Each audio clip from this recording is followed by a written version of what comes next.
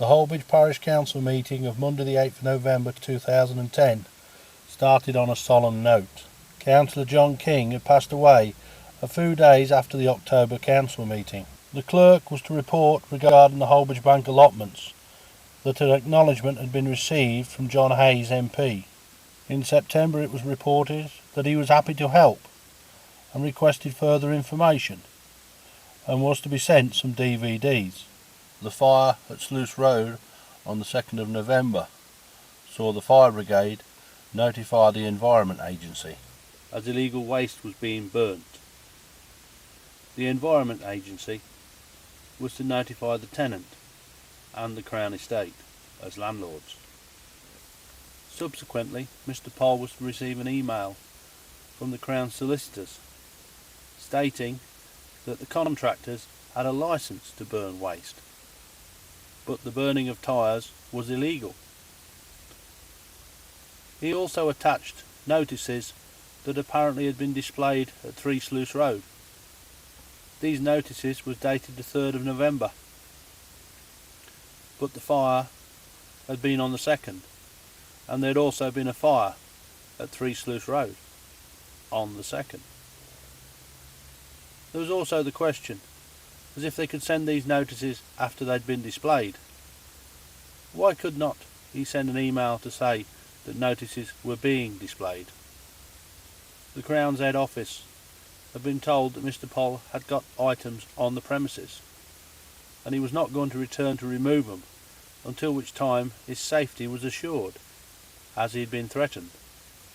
The notices were signed by Richard Bramley, the very Richard Bramley who would give permission for the fence to be put up, but did nothing to take it down. Apparently, these notices were in the enforcement of the rights of the landlord. So why had he not enforced the rights of the landlord and the rights of the tenants of the Holbeach Parish Council in getting the fence removed from the Parish Council land? On the mornings of the 7th and 8th of December, letters were to drop through the letterboxes of Wapload Estate tenants. They were to inform them that Mr. Richard Bramley had left the employ of Carter Jonas on Friday the 3rd of December, and the persons who had taken over Richard's post would like to meet with the tenants. The council meeting on Monday the 13th of December saw Jill Harrington as clerk, taking the minutes, Granville Hawkes not being at the meeting, and Councillor Harrington declaring an interest in respect of both clerks. The clerk was to report that there was no further correspondence regarding the Crownfield Bank allotments. The local press were to pick up on the fact that the clerk, Granville Hawkes, was not in the office, printing a little piece in the paper. Mystery over clerk's position. Confusion surrounds the position of clerk to Holbeach Parish Council. Rumours had suggested that clerk Granville Hawkes had been sacked from his position at the council. The Spalding Guardian understands that this is not the case. However, Vice Chairman Rita Rudkin refused to comment on the position of the clerk, and it is uncertain if Mr. Hawkes remains in the role. The press were to continue inquiring. No word on parish clerk. Chairman Terry Harrington said the matter was unprecedented in his 31 years on the council, but said he could not comment further at this stage. In straight talk, what is going on at Holbeach Parish Council? The short answer is, I don't know. It was to say that one member ranted down the phone. One member said that it was something they wanted to keep quiet about. The paper felt they were taking too many items into committee and keeping the public in the dark. At the council meeting of January the 17th, 2011, Councillor Arthur Mayle reported on a meeting with the Crown Rep, which the chairman had also attended, regarding the Holbeach Bank allotments. The Crown had indicated that they would consider a surrender of the 11.82 acres, subject to a right of way. Members agreed that the Parish Council proceed along these lines. Why was Councillor Mayle and Councillor Harrington invited to a meeting with the Crown Rep? Two persons from Carter Jonas were on the Wapload estate. visiting tenants, as stated in the letters that were sent out regarding Mr. Bramley. So was that when the visit was organised for Councillor Harrington and Councillor Mayle to meet with the reps? Did Holbeach Parish Council receive a letter like the other Wapload estate tenants? And if so, why did Mrs. Harrington not report it? The minutes state they would consider a surrender. For them to consider a surrender means it must have been offered. What right had Councillor Harrington and Councillor Mayle to offer these allotments back to the Crown if it hadn't been agendaed and discussed by other members of a full council previously? And if such had took place, why is it not recorded in any parish council minutes? The plan sent by the Crown Estate to the parish council and correspondence said that they never did own an entranceway to the allotments. So if they didn't own it, why should the Crown's agents expect such?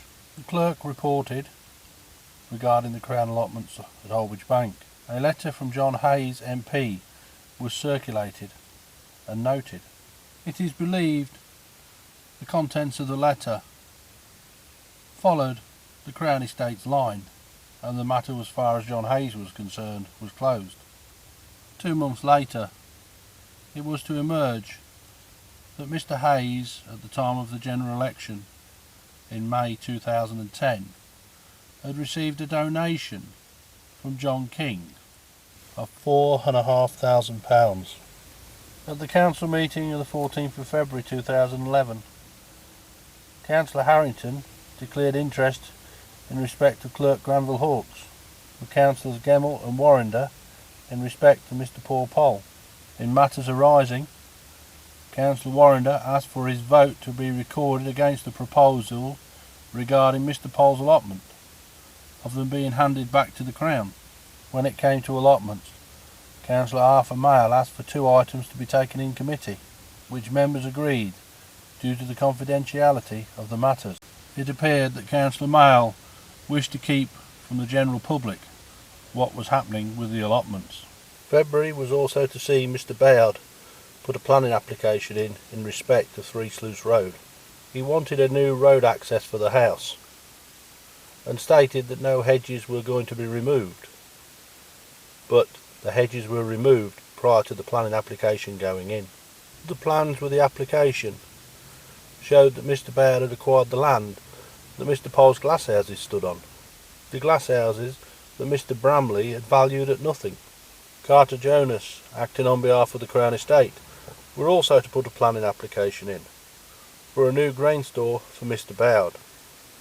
When Mr. Bayard took over Mr. Poll's farm business tenancy, there was a building at 8 Sluice Road of 2,400 square feet and another one at Holbeach Clough of 2,400 square feet. And when Mr. Bayard took over Mr. Poll's farm tenancy at 3 Sluice Road, he acquired 2,400 square foot at Holbeach Clough, and Mr. Poll's big building of some 6,000 square foot, that Mr. Bramley had valued at only £11,000, along with the other improvements Mr. Poll had made. So why did the Crown Estate need to spend money and build Mr. Bayard another shed? The building was to be sited at Keighley Road, off of Sluice Road, approximately 1 mile from Holbeach St Mark's. The planning application was to say that the site address was 19 Sluice Road. South Holland District Council's planning portal was to go one better, saying Keighley Road, Holbeach Herne, PE12 OBE. PE12 OBE referred to Injun Dyke, Gedney Dyke, some 6 miles away, and Holbeach Herne was about 4 miles away, with the address and postcode wrong. Searching Holbeach St Mark's on the South Holland District Council's planning portal would not find this plan. Both planning applications, when considered by Holbeach Parish Council, were supported and were signed by Councillor Terry Harrington, Chair of Planning. Chair of Planning.